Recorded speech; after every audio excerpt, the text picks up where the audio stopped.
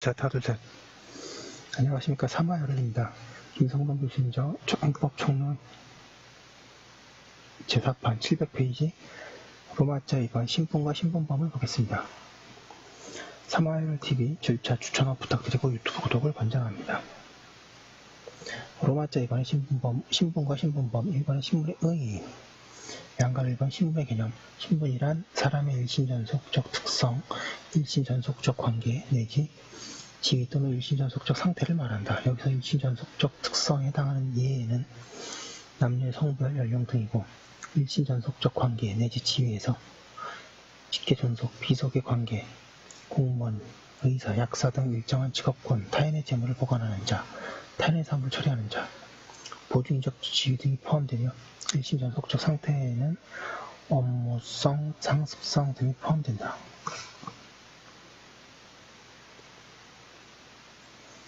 양가를 이번에 신분의 요소, 반가를 이번에 객관적, 행위자 관련성.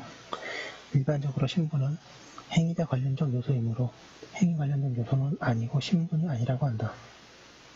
이에 따르면 고의, 동기, 목적, 불법 영득 의사 등은 주관적인 요소이긴 하지만 행위 관련적 요소라는 이유로 신분으로 보진 않는다. 이에 관해서 모해, 목적, 유증죄의 모해 목적은 행위자의 특수한 위험 심정을 나타내는 요소이므로 신분 개념에 해당하는 것으로 보는 견해가 있다. 판례도 이러 701페이지 한 입장을 취하고 있다. 여기에서 더 나아가 일반 목적범의 목적까지도 행위적 관련적 요소이므로 신분에 해당한다는 견해도 있다.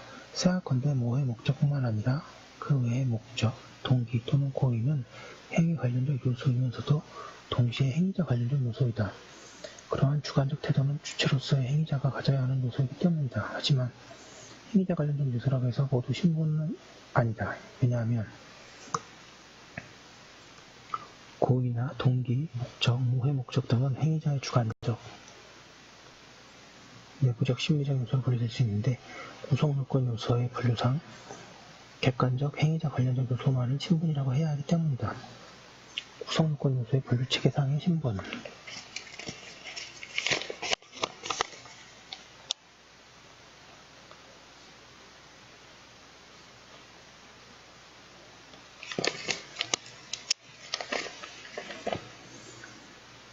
형법의 범죄 구성요건 요소에는 행위자와 관련 없는 구성요건 요소가 있고 행위자와 관련된 구성요건 요소가 있다.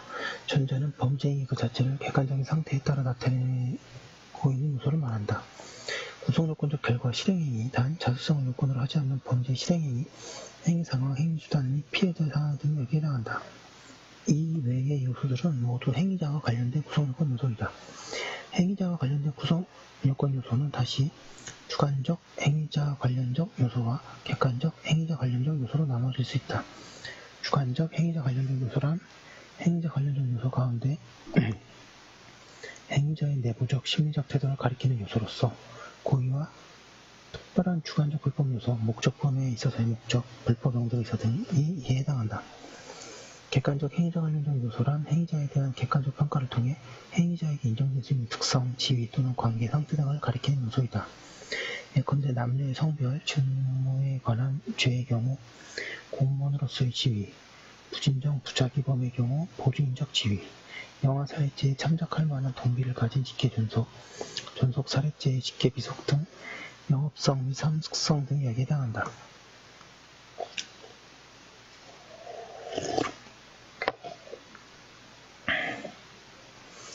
이와 같은 객관적 행위자 관련적 요소를 형법에서는 신분이라고 한다. 목적, 동기, 불법 영득 의사 등은 행위자 관련성을 가지고 있지만 주관적 요소이므로 외부에서 객관적으로 평가할 수 없는 행위자적 요소에 불과하여 신분이라고 할 수 없다. 702페이지에 범죄 구성요건 요소 행위자와 관계없는 요소와 행위자 관련적 요소가 있고 행위자 관련적 요소는 객관적 행위자 관련적 요소로서의 신분과 주관적 행위자 관련적 요소로서의 고의가 있습니다. 방금 이번에 개독성. 개독성은 신분의 요소로 인정할 필요가 있는지에 대해서는 견해가 일치하지 않는다. 먼저 일신전속적 특성이나 지위는 본질적으로 개독성을 요한다고 볼 수 있지만 일신전속적 상태는 반드시 개독성을 가질 필요가 없기 때문에 신분의 요소로서 반드시 개독성을 요구할 필요가 없다고 보는 견해가 있다. 모해 목적을 신분으로 인정하는 판례의 태도도 신분의 계속성을 요구하지 않는 전제에서 주장되고 있는 것 같다.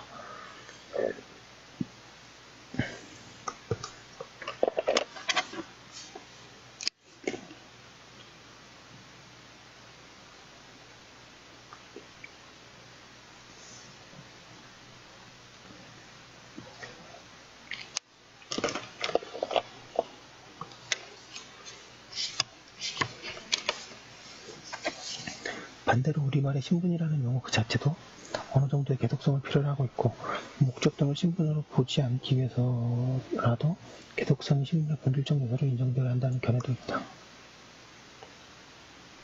생각컨대 이례적인 업무를 이행한 자의 경우에도 일신전속적 상태로 보아 형법상의 업무자에 포함시킬 수는 없다. 이례적인 업무라도 업무자가 계속적으로 반복할 의사를 가진 경우이어야 업무자에 해당한다고 보아야 하기 때문에 주관적인 계속성은 존재해야 한다. 마찬가지로 일신전속적인 상태에 해당하는 상수성도 일시적인 스펙이 아니라 그 속성상 어느 정도의 계속성을 가져야 하는 것은 당연하다.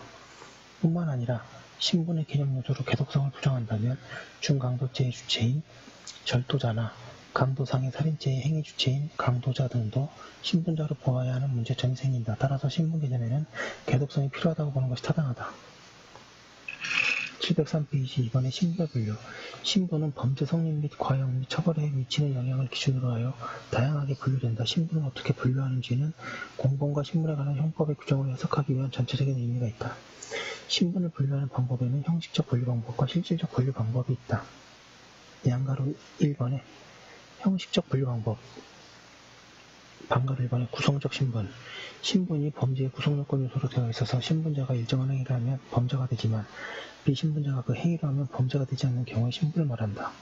구성적 신분에 해당하는 신분은 진정 신분범의 신분이다. 예컨대 공무원이라는 신분 있는 자의 뇌물수수만이 수뢰죄를 구성하고 공무원이라는 신분이 없는 자는 수뢰죄 자체가 성립하지 않기 때문에 수뢰죄의 주체인 공무원은 구성적 신분이며 수뢰죄는 진정 신분범이 된다. 방가로만의 가감적 신분. 신분이 범죄 성립에 영향을 미치지 않지만 따라서 비신분자도 일정한 행위를 하면 범죄가 성립하지만 신분자가 그 행위를 하면 형벌이 가중 또는 감경되는 경우의 신분을 말한다. 가감적 신분에 해당하는 신분은 부진정 신분범의 신분이다. 예컨대 살인죄는 누구나 범할 수 있는 범죄이지만 피해자와의 관계에서 일정한 신분이 있는 자, 즉 피해자의 직계 비속이 살인행위를 하는 때에는 형벌이 가중되는 존속살해죄, 피해자의 직계 존속이 살인행위를 한 때에는 형벌이 감경되는 영아살해죄가 되는데 존속살해죄나 영아살해죄가 바로 부진정 신분범에 해당한다. 방가로 3번의 소극적 신분. 신분 없는 자가 일정한 행위를 하면 범죄가 성립하지만 신분자가 그 행위를 하면 범죄가 되지 않는 경우의 신분을 말한다. 예컨대 의사 아닌 자가 의료행위를 하면 무효나 의료행위로 범죄가 되지만 의사가 의료행위를 하면 범죄가 되지 않는 경우로서 의사라는 신분이 소극적 신분에 해당한다. 소극적 신분에 관해서는 후술한다.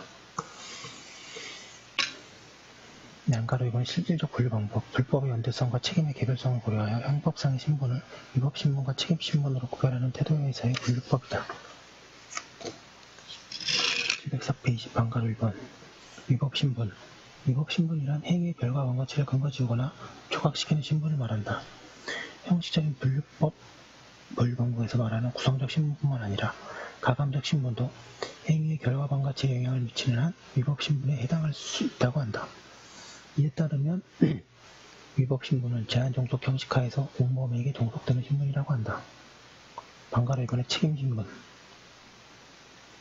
책임신분이란 행위자의 비난 가능성에 영향을 주거나 이를 조각시키는 신분을 말한다. 형식적인 분류방법에서 말하는 구성적 신분뿐만 아니라 가감적 신분도 행위의 비난 가능성에 영향을 미치는 한 책임신분에 해당할 수 있다고 한다. 이에 따르면 책임신분은 제한종속 형식하에서 공범에게 종속되지 않는 신분이라고 한다.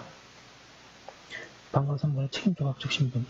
처벌조각적 신분이란 신분자에 대해서 비신분자에 대해서나 범죄 자체 성립은 인정하지만 신분자에 한하여 처벌을 면제하는 경우의 신분을 말한다.